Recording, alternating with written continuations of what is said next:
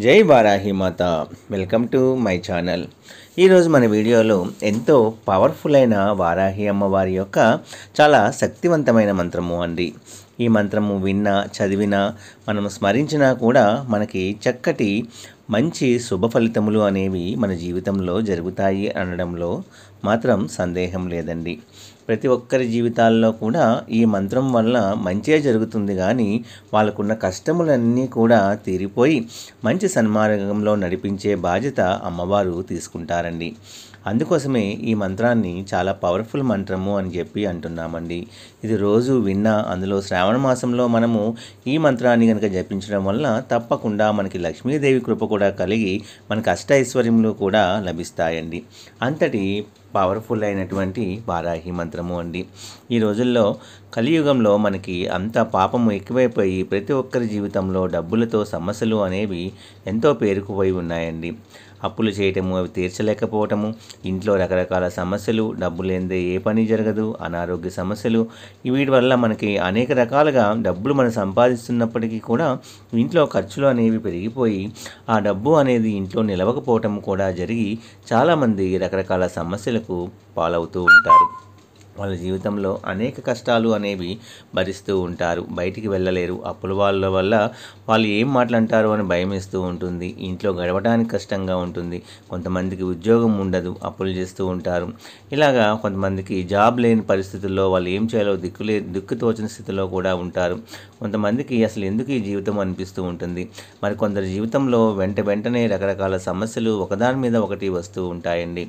అయితే మనకి ఉన్న సమస్యలన్నిటితో మనం పోరాడాలి అంటే మనకు ముందుగా ధైర్యము అనేది కావాలి. అమ్మవారు మనకు ఉన్నారు అనే ఒక ధైర్యాన్ని మనం ఏర్పరచుకొని అమ్మవారి మీద ఎంతో నమ్మకంతో, భక్తితో, ఆర్తితో అమ్మవారిని కనుక మనం పిలిస్తే అమ్మవారు తప్పకుండా కరుణిస్తారండి. మీకు వీలైతే రోజు కూడా దీపారాధన అనేది చేయడానికి ప్రయత్నించండి. అది కూడా చేయటం కుదరలేని వాళ్ళు కనీసము ఈ మంత్రాన్ని జపించండి. బ్రహ్మముహూర్తంలో అయినా పర్వాలేదు, మీరు ఫ్రెష్ అయిన తర్వాత అయినా చదవచ్చు, లేదా రాత్రిపూట మీరు మీ సంకల్పం, మీ బాధని అమ్మవారికి చెప్పుకొని ఈ విధంగా మా జీవితం ఉంది, దాన్ని మార్చు అమ్మ అని అమ్మకి చెప్పుకొని మీ సంకల్పాన్ని, ఈ మంత్రాన్ని కనుక మీరు జపిస్తూ ఉంటే తప్పకుండా మీ జీవితంలో మంచి మంచి మార్పులు అనేవి అమ్మవారు తీసుకొస్తారండి.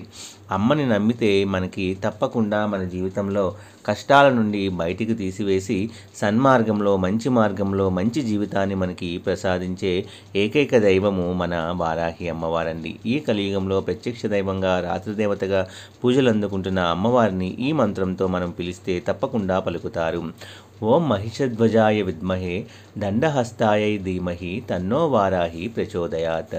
ఓం మహిషధ్వజాయ విద్మహే దండహస్తాయ ధీమహి తన్నో వారాహి ప్రచోదయాత్. ఈ మంత్రాన్ని వారాహి గాయత్రి మంత్రము అని కూడా అంటారండి.